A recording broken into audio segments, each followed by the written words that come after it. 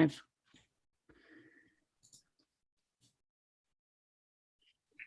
Hold on.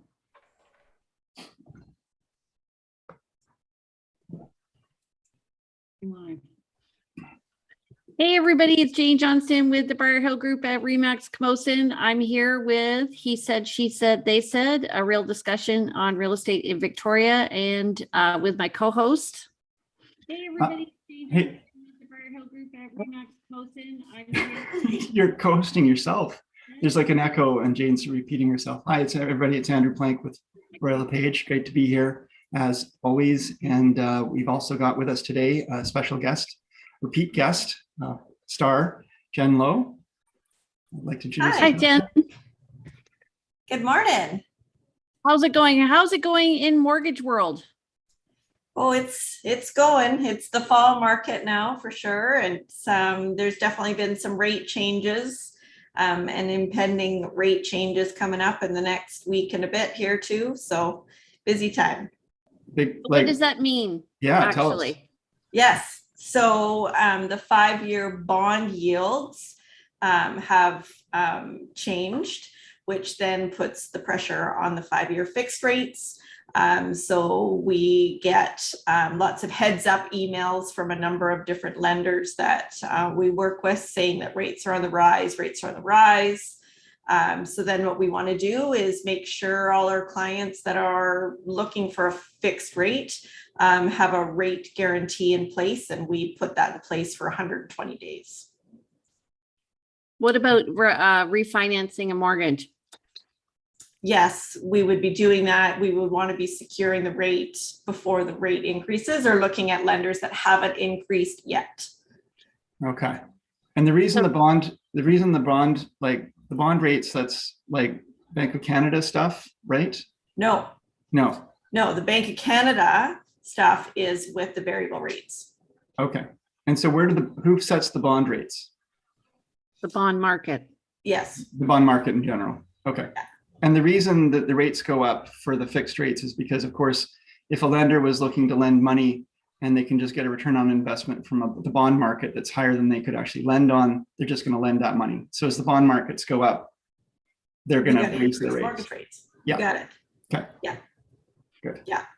And if you compare, I mean, I was looking at investing in a short-term GIC even at the bank. Yes. Those rates are like 0.1% right now for a cashable GIC. So completely not even worth it. Right. Yeah. I mean, especially when you consider inflation, you're actually losing money. Yeah. Yes. Huh. So Okay. Fixed or variable recommendation? Variable. Okay. Definitely. That's pretty much 99% of the time when you ask a mortgage broker, fixed or variable, because that's almost always the case. Well, and what's interesting is I'd be curious to know if people ask their bank representative what the bank representative suggests. Yeah. I will do that because I'm about to refinance. We are about to refinance. So I just want to check everything out. Okay, so let's just look at the market and then you can tell me you can tell us what's going on in terms of you and your clients' experiences right now in real estate world. Okay. So we've got last month's stats to review. Right. So we'll catch everybody up on what happened in the last month. This is our monthly update. Yeah, so just to be clear, it is October 4th, and we're doing the Victoria real estate market update up to September 30th. We have this week's stats to just go over. And what are you seeing right now, you guys? I'm seeing our smiling faces. Okay, awesome. There we are. Perfect. Okay, so do you want to do the first part? You're talking to me?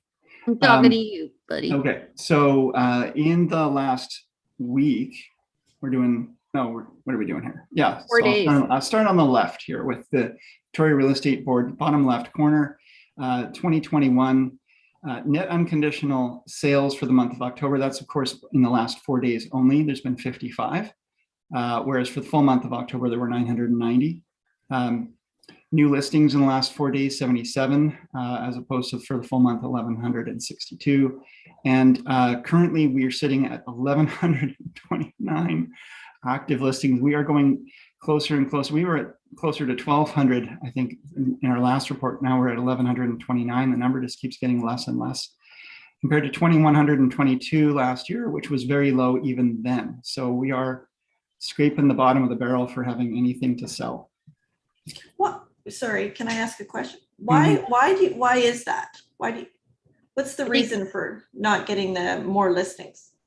I think it's the honestly, it's a bit of the tail wagging the dog right now, because if people don't have a place to go, they're not putting the house on the market. So There's a it's really low fear-driven? rental market. Yeah, it's fear driven. Yeah, it's COVID. There's a cohort of people, I would say, who don't want to list because they don't want people tramping through their homes due to COVID or be moving during COVID. There's also the folks who are just really know that there's not anything that they can buy out there if they get their home sold. And that's a real problem that I am dealing with daily with my clients. You know, those people who are selling, we are now struggling to find places. And as property prices go up, the difference between what they've sold for and what they're buying for also increases. And it's almost impossible to make an offer subject to sale where you would actually make your offer before selling your home and have it accepted and get to the end. So I'd say that's why. It's kind of a self-fulfilling thing now that we've reached really low inventory. Yeah. Okay, so let's just look at what's been going on the last 7 days. So we have 185 new listings, 181 pending. So you can see list to sales nearly 1-to-1. And this has been the case over the past few weeks. Price decreases at 30. So these are homes that aren't selling that need a price adjustment. And then houses that have then completed, and this happens at the end of the month often, or I find the 15th, 449 houses that have sold. So they've actually transferred from buyer to seller. So we're going to just, let's just do this quickly. Total active listings, as Andrew was saying, we are low. Yeah. Extremely low. So 2 years ago, when it was kind of quote normal, we were at 2,800, and now we're at less than 1,200. Yeah. Almost at 1,100. I mean, round figures, that's almost not quite a third, or a little more than a third of what we had in kind of a more regular market, you might say, pre-COVID. Yes, I would agree. When Andrew and I got into real estate in 2006, the market was hot with 3,400 listings. Mm-hmm. Yeah. So I went to look at the total number of listings and the total sales. And what's interesting is I overlaid the peak and the bumps in the sales to active listing ratio. Mm-hmm. And you can see that the top peak is not always where there's the top number of listings, but it's where the ratio is the lowest. So that's when the market bumps up. Highest. So we peaked for sales to active listings ratio March 2021. So there were more, even though there were more, not quite as many listings coming on market as in April, there were actually more of those listings selling. Yeah. And these are almost two separate graphs because they kind of tend to lag behind one another. If you look at and think about, let's say, look at December 2020, there's more sales than listings because there's more buyers than sellers, but people don't tend to want to put their properties on market in December. So we see a really small number generally every December. You see that in December 2019 as well. But you know, as we ramp up into the spring, you tend to see more inventory and you see more buyers buying that inventory, but the inventory keeps going up while the buyers maybe start to slow down a bit or just not. Anyway, they tend to they don't follow the same pattern. It's kind of interesting to watch both patterns. And then there's the ratio between them that Jane's alluding to. And I'll shut up now. So quick question. The bump is kind of leading into more balanced market. Is that what you're saying? No, the bump is where we've just had a bump over the last few weeks, and where the market seemed in August to slow down a little bit for me anyway. Mm-hmm. And then in September, the markets, I'm really tired today. The market picked up in August. It You were out slowed late down at a that bit. hockey game on Saturday night. Burning the candle, Jane. Okay, the market picked up a bit in August. So that's a bump. So what that means is, in terms of the list to sale ratio here, you could see we went up. Okay, that's more clear, this graphic here. Yes. Okay. Yeah. The reason why I wanted to show this is because generally people are looking at the total listings and they think it's a good time to list their house because the market's picking up.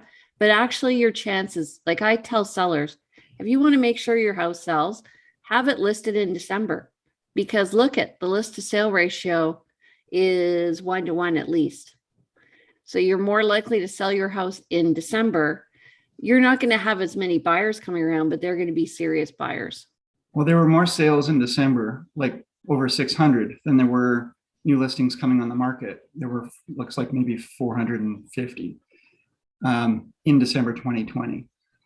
I do find though, I mean, generally, I beg to differ with you a bit, Jane, because there's often, if the market's going up, a bump. We saw almost a 20% bump in price between end of year last year and the new spring market.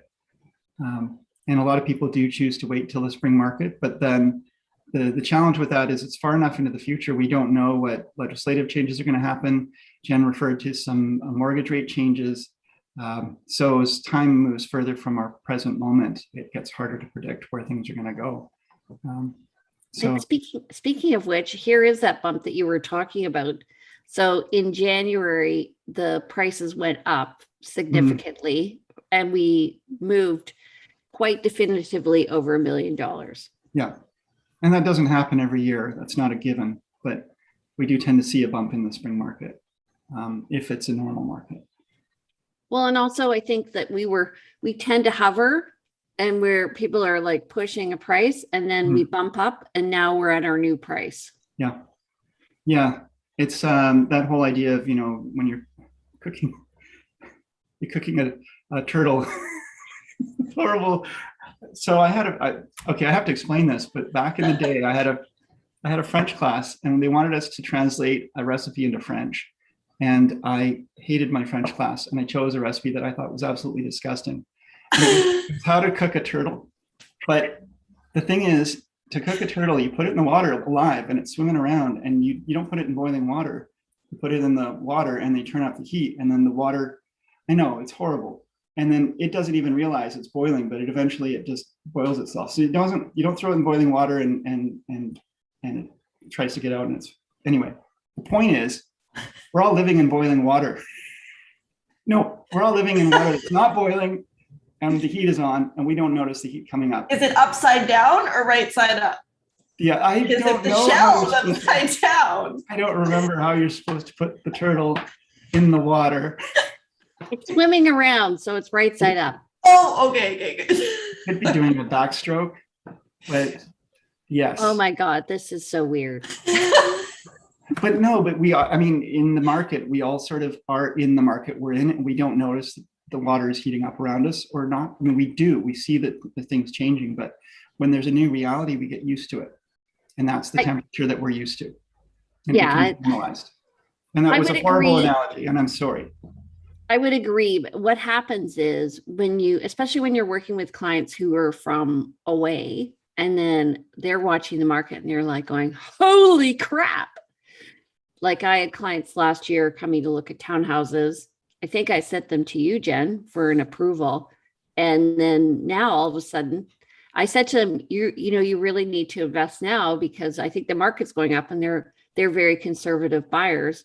And they're like, well, we'll just wait. And sure enough, now they can't afford to buy a home. Yeah. And it's really sad because, agents can get a reputation for being, pushy or trying to push people into sales, when we're just really more in tune with the market and what's happening. And we can say, I really do believe that the market's going to be going up. And if you don't buy now, you're not going to have a chance to buy in the future. And 90% of the time, we're right. And sometimes people bank on that 10% of the time, or 5% of the time, when maybe there's a peak and the market goes down a little bit. But Overall, we're trying to give the best advice we can. And I have seen so many people knocked out of the market. They want to come here. They've got $1 million even. I just dealt with some folks some months ago. They came here. They wanted to buy a place. They looked around the North Saanich area. We found a few homes that they could afford, but they just weren't quite the right home for them, and which is fine. But now, we've gone beyond what they can afford, and there's just not going to be any selection. And that's the case for a lot of buyers. It's so sad, frustrating. So real estate is like turtle soup. That's all you need to know. Yeah, that's the takeaway Right today. side up swimming. Yeah, yeah. Okay, And if but you we want are, the recipe, you can email me at info@andrewplank.com. but we are, what he's saying though, is we are seeing a significant increase, and we are now over $1 million.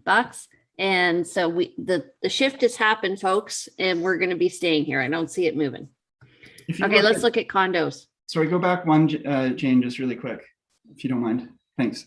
So if you look at our full year here, we can see there's been from January 2021, from that bump in December, there's been a pretty steady market. It's been slowly going up, and we've been experiencing that. Prices have been going up over time. And now we are in September. I suspect we're going to see this graph continue through to December. Then we're going to see that little dip again, and then the bump. And just like we saw from 2020, I think we're going to see that same bump. On the mortgage side of things, I think in prices, I think we're going to see another bump in prices. Not as dramatic, I think, but I think we're going to see a bump in prices and then perhaps a plateau in the spring. That's my prediction. What do you guys think? I don't know, Jen, tell us what's happening with.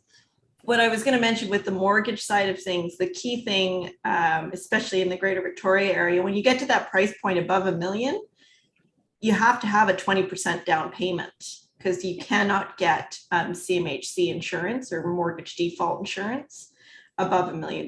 So it'll be interesting to see if the federal government are going to make some of these changes to, bump that up, perhaps.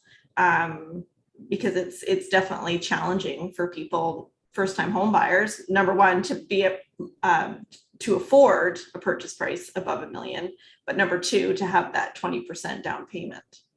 So Right. Actually, that's a good point, because what that means is it's going to affect other markets that are in a different price range. So let's look at condos and townhomes, because they're not going to be generally above $1 million. Let's see how they fared over. So since December 2020, when houses average price was over $1 million, condos have gone up too. So we have gone from 450 2 years ago to now 600,000. 25%. Well, actually, that's 38% rise from 450. So that's an extra third up.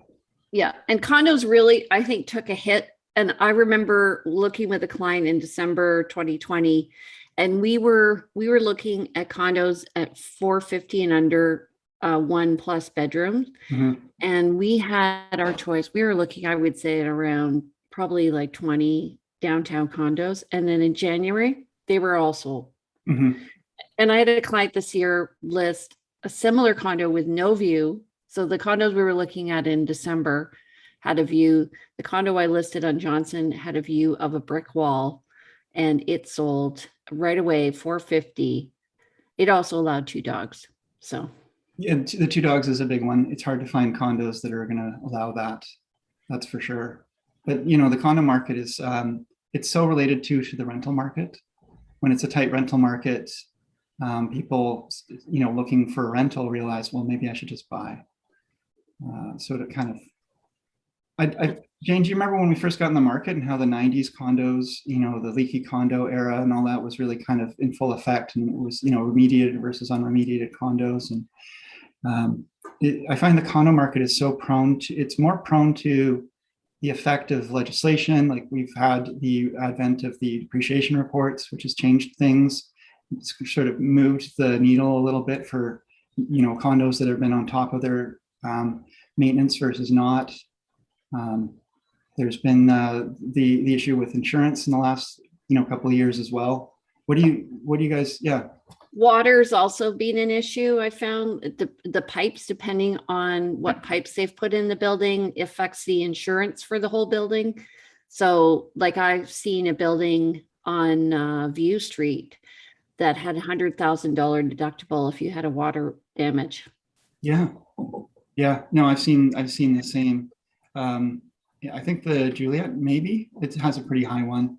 And, in the past, I was always suggesting a steel and concrete building over a frame building for the fact that I feel like, they're more solid and larger number of units. So generally better decision-making or what have you. And now with insurance rates skyrocketing, the insurers are really concerned about these high rises where you get a flood on the top floor and it trickles down, 10 floors, Literally. a lot of damage. So it's a constantly changing picture.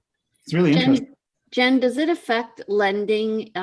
So we're talking about people buying over $1 million, under $1 million. What about in a condo that is, I know we had a client where they didn't have any, they were a self-managed building. Yes. And so that really affected the lender too, right? Yeah, self-managed. If they're sometimes, quite often with the self-managed ones, I shouldn't say quite often, but with the self-managed ones, they may not be as educated around the depreciation report. So then when they, opt out of the depreciation report, it definitely raises flags for lenders, and getting that default insurance is where it can be a challenge. Yeah. So I've had clients sell in a self-managed building and they had a depreciation report. And I'm looking at the numbers and I'm thinking, the numbers don't match up. What was going on in the building was really and they weren't following the depreciation report. They just kind of had it. They spent $5,000 on this They did thing. their part. Yeah. Check. Depreciation report done. Yeah. The point of the depreciation report is to tell you, give you that whole, honey-do list for the condo. Like, what do we have to do here to keep it maintained and up to date? But Jen, I had a question for you going back a sec. There is this talk that the government had been talking about raising the rate, the cap for CMHC to 1.25 million. Mm-hmm. And I recall a couple of years ago, some news or something about, CMHC has a mandate to only lend, I guess, so much money, or they only have so much money that they can lend. So raising this rate means that they're going to open up to a lot more lenders. At what point do they cap out on how much they can actually lend in their exposure and portfolio? They don't lend, they insure, right? Oh, sorry, Yes. they insure, but they're insuring quite a large, like if there was a downturn in the market, their exposure is huge. They do have, and I don't know what, I would have to look up. I could get the information, but yes, they do have caps per se, because what I notice, like if they're, let's just say that it's been really, really hot and they've insured a ton of properties, all of a sudden those kind of, 50-50 properties or 50-50 applications, they'll find a reason to decline it, that, you would have got a file approved 2 months prior to that with the same situation. But for example, a client's on probation with their job, but their credit score is over 800. We'll get that application declined when previously it would have been approved. Interesting. Oh, okay. Interesting. So there are some subtleties behind all of this. And I guess the point is one change is going to definitely impact other areas. The other thought, or what's been mentioned with federal government is, and CMHC is they may change or reduce the premiums up to 25%, which would be interesting because the amount that the premiums have increased over the last few years has been substantial. Because the lending has, the price of the lending has increased. Yes, yeah. So then they've increased the premiums, but it's affected the affordability for clients because that premium then, so yeah, it'll be interesting to see if they do decrease the CMHC default insurance premiums. How is the premium calculated? It's based on the purchase price and the down Yeah. payment. So Right. it's more based on the down payment, but there's an extra calculation above 500,000. So if you have a 5% down payment, your premium is calculated based on having a 5% down. I'm not going to explain this very good because it's Monday morning here, but above 500,000, yes, I'm with you, Jane. Above 500,000, you do have to have a minimum of 10% down above 500,000. Okay. Is there anybody doing 0% down? No. Okay. I had somebody tell me that the other day, and I'm like, I don't think so. No. I think you need to go and talk to a lender. And when they said, oh, well, they'll give me 0% down, I said, what are the terms of that Yeah. lending? How the heck does that work? Yeah, that's just not a good idea. First child and Now there is a program called the national website is called A Place to Call Home, and the federal government will match your down payment. You put 5% down, they'll match it with 5%, but they are also now owning 5% of your home. yeah, it's called a reverse bond. Yes. Yes. You are being bonded. I like that Okay. analogy. Actually, I will, if it's okay, I will use that. That's Yeah. a good one. Rather Nice. than you investing in government, the government's investing in you in real estate. Isn't that nice? Brilliant. Yeah. I mean, I've heard there's limited application for where that actually is useful to people, but I guess there is every once in a while an argument for using that program. But most people aren't taking them up on it, are they? No, I've done one application for it. There's so many restrictions that there's not many people in the greater Victoria area that it Right. works for. Right. That it actually works for, qualifies for. Yeah. Now you said that Okay. the CMHC, sorry, you said CMHC fees have gone up in the last couple of years, but is that only because the market's gone up, or did they actually change their rates themselves? They change the premiums. Oh, okay. Yeah. Yeah. And now the government's looking at clawing that back. Well, Yeah. we'll see. Yeah. Yes. We shall see. Okay. Okay, let's get to townhouses. So townhouses did really well after COVID. Mhm. And they have consistently risen. And I'm thinking actually what you were saying, because of the price of houses now going over $1 million, and just looking at what affordability is, if we look at houses in December 2020 stayed consistent. Condos went up, and so did townhomes. Townhomes allow you to, not share as much space as a condo, and give you some privacy. So to me, it totally makes sense that this market You is can, yeah, townhouses kind of were that sort of no man's land between somebody who's needing a condo kind of lifestyle and somebody who wants their own house with yard. And townhouses often have some yard but limited, and then you're paying generally a higher strata fee. But when you're looking for an actual home for a family of 3 or 4, and you can't afford a house because they're averaging over $1 million, and they're all the ones that are affordable are not in great shape. There are some great alternatives if you choose a townhouse, and it's been kind of now coming onto the radar, which is, I think, why we're seeing these prices come up. People who hadn't considered them before, they now have to consider them, or they're being more actively promoted or suggested to their clients. Like, we're educating our clients around the value of a townhouse. Also, you can live in a great area in a townhome. And like I was just talking to a client this morning who bought in the rail yards, and you're like 5 minutes away from downtown. You have parking, you can walk, you can ride your bike anywhere, you get right on the water. Like, why not? Yeah. I should Yard move down there. maintenance. Yeah. And those are going for 800,000. So. Right. So if somebody who's listening to us from Smithers is going to say, like, what? But from a Victoria perspective, we can say, that, wow, that's actually a really great lifestyle, and they get a lot of room, and it's way better value than a condo. and really quite equivalent. It's a nice downtown living style. Yeah. Okay, so we're Andrew asked for some graphics, and my office is doing those graphics. So here we go. Thank you. Okay, comparing year over year. So I'll do the first one. You can do the next one. So single family homes, average sale price, $1,169,000, up over 984, 742 last year.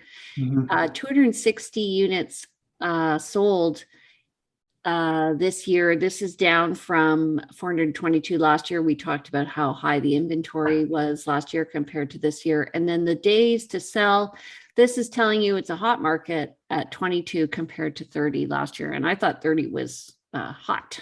Yeah, Okay. on average days to sell. And, we see properties sell in a day and we see properties sell in 3 months, but on average, this is stellar fast.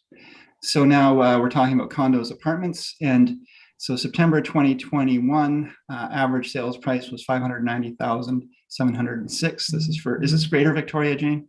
Yes. Okay. And then, so that's up from last year at 502,169. So almost, a $90,000 jump, almost 100,000. In terms of units sold, it's up a bit, not dramatically. 280 units sold in September 2020 versus 306 this last September. Days to sell has gone down really dramatically from 42 days to sell to 23. So we're comparable to the houses in terms of the speed of sale now. And I think part of this is due to the UVic overcommitment of 750 places and people deciding to buy their kids condos. That was wild. My daughter being in second year university and some of her friends coming from out of town trying to find a place to live. That was pretty challenging. Yeah. Lovely. And many people buying homes. So the market up in Gordon Head has gone crazy because it's near UVic, and now that people can buy a house for their kids and their friends can pay their mortgage. Yeah. I'm working with some buyers right now in Gordon Head, and it is, frankly, it's heartbreaking trying to find anything for these folks who have lived in Gordon Head pretty much all their lives, finally wanting to buy their own home. And it's, we're having some trouble, and we're looking further afield. We went as far as Royal Oak to look at a place, and they were going to write an offer. I said, don't even bother, because it ended up getting 32 offers. What street was that on? On Viewmont. Oh yeah, I saw that. Yeah. So anyway, good times. Okay. So I'm going to talk about townhomes here. Sale price has gone up to 764,000 from 601. So holy smoky, the $150,000 increase. Minimum units sold down 78 from 107 last year, and days to sell also lower at 18 compared to 32. So we are rocking it in townhomes. These are hot. Yeah. Ooh. Okay. Waterfront. This is interesting that the average sale price has gone down for Victoria Waterfront. Now they're saying residential, so they're just talking about houses? Yeah. Yeah. This seems odd to me because I'm seeing some real luxury homes selling, higher end homes selling, but I guess on average, maybe there's more coming up and some that aren't as valuable. We see some properties coming up more maybe in Souk or Chosen or what have you. Because this fact that this number is down is frankly really surprising. But we don't have a lot of sales probably in September 2020. There might have only been 2 or 3 sales for every month. So when our average sale price can really skew from month to month. That being said, well, yes, only 12 units sold in September 2021 versus 42 in September 2020.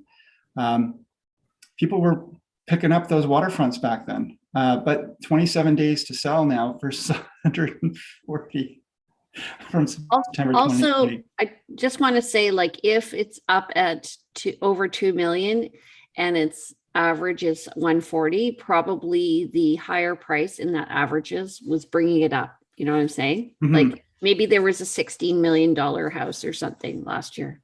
Yeah. Yeah. Okay. So this is the home price index. This is kind of the ideal home in each area.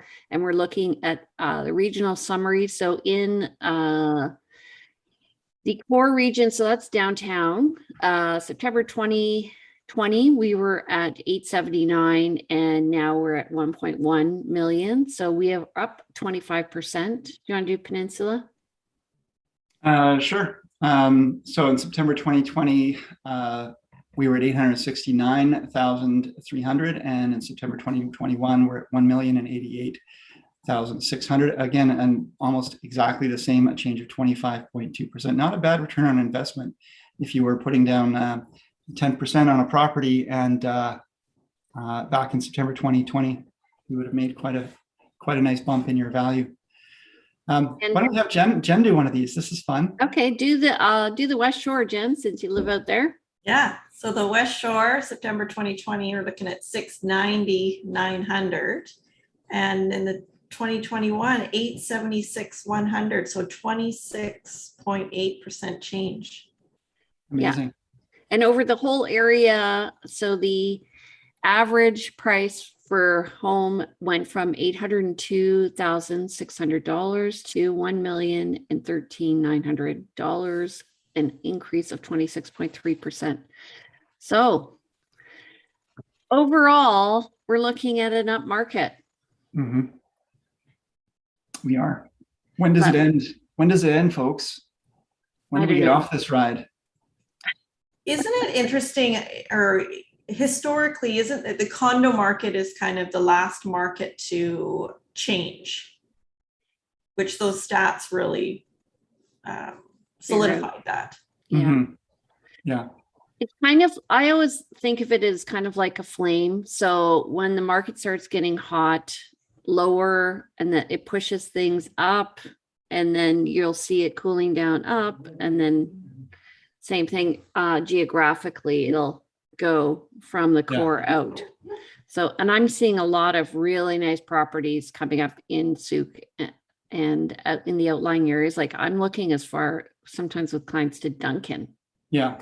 And I agree. It's like I use the analogy of concentric rings, where you've got the central ring of Victoria, and or the chocolate fountain, where the fountain is flowing up in Victoria the most, and then it starts to spill over into the outlying area, and then it spills out into an overlying area. But when the fountain turns off, those outlying areas are the first to concentrate back. And the chocolate starts to flow down. Into the covers over the turtle. But does the turtle like chocolate? I used to love those little turtles with the caramel. Oh, turtles! There we go. Throw in a couple pecans. Yeah, perfect.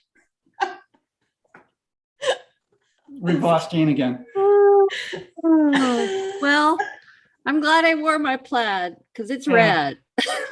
Jane changed when she saw I was wearing plaid. I did. Looks good. Yeah. I wanted to be a team player. Yeah. Thank you. So, Jen, what's your prediction? What's happening? Let's summarize everything. From the interest rate side, we're looking at a slight bump. What's so funny? Is that a turtle behind you? Cats are fighting. Oh, I'm going to go mute. We're looking at, there's potentially going to be an increase in fixed rates up to a 0.25%. On the variable rate side, we don't see any changes. I continue to recommend really having a open look or an open eyes with looking at a variable rate mortgage and seeing if that's going to work with your financial plan. Okay. And Andrew, what do you think is going to happen? Okay, now I have to unmute, and you're going to hear the cats fighting in the background, perhaps. They're still getting used to each other. What do I think is going to happen with mortgage rates? No, with the market. I do, like I said, I think we're, what I've noticed is as markets tend to sort of, things are starting to feel a little bit jangly. I'm finding things sort of separating in terms of like some properties are selling way above asking price. There's some, I think we're kind of moving towards a bit of a moderated market where in the spring, we're going to see more selection. We're going to see prices kind of hold for a bit. I just don't think what we're currently seeing is sustainable, unless, as Jen alluded to, we see an increase in the CMHC, rate like ceiling, where maybe leaves a little more room for folks. But it feels to me like the stretch is as wide as it can go. The tension is as tight as it can go. I'm not sure where the money is coming from that could support an increase, pushing more flame into the fire. So I feel like we're kind of reaching, hopefully, a point of equilibrium and maybe a balance into 2020. I think we will see a slight 2022, that is. I've lost a year or two. But I think we'll see a bit of a bump in price, but nothing really dramatic like we saw last year. But we'll still see a bump between December and the new year. Jane, what do you think? I think, so I look at real estate slightly differently, which is why we do the show together. That if you have two people with a really great down payment and a good job and they can't afford a house, I think we're going to see an adjustment. I think, yes, there's a lot of activity on houses right now. And I think anybody who thinks they want to cash out, maybe they want to move from a house into a townhome or a condo. And I do have clients like that, that they will start selling their homes and we'll see more inventory. I generally find price increases and then inventory. And those people are a bit late to the game. So I suggest they might want to list now compared to in the spring, if they're okay with renting for a bit, because the inventory right now is so low. And that's the challenge, Jane, is that there's nothing to rent. And I was talking to some folks yesterday about listing their townhouse for sale, and that one's there won't be any problem with trying to find something else afterwards. It's just being sold. But they were reporting, because they work in the education sector, that a lot of folks have been coming in, like the schools are inundated with new students, that there's a lot of people coming in. Oh. Did you hear that? Ow! Here, let me show you what we've got here. Oh. The standoff. Yeah. So they're still getting to know each other, and they, Callie, the gray one, will jump at Shadow, and then Shadow says, "No, I'm not having any of that," and then they Deciding who's boss. Heated discussions. Yeah. Yeah. Anyway, point is, we were talking, there's a lot of students coming in, there's a lot of families coming in, people are still coming here from Victoria, and people still continue to have more people. So, the population's going up. Yeah. So I agree with you, Jane.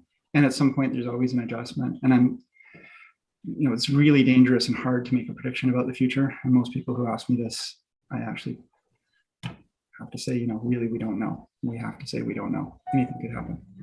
But so there are more rentals coming up on the West Shore. They're being built right now.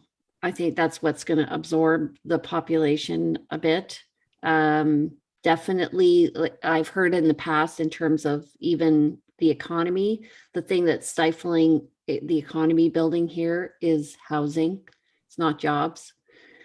So I don't know. Mhm. We'll see. I mean, I do have clients right now who are looking, and it's sad because generally I'm pretty good at winning multiple offers, but we're being blown out of the water right now. Yeah, you can only win a multiple offer if your client has, the money and the wherewithal and to make the best offer. And when the numbers just are just coming so far from the asking price, it's really difficult to make an offer that's compelling. Even and referential offers or contingency offers are unpopular in this market, and it can be confusing. So it's a fine line. It's a lot of communication and trying to make yourself stick out from the crowd in those offers. But a nice video or a letter or even an unconditional offer doesn't set you apart anymore. One of my colleagues at my recent networking meeting just was talking about one property that they had offered on. That property received, I think, 13 unconditional offers. Every offer was unconditional. Okay, was that yesterday?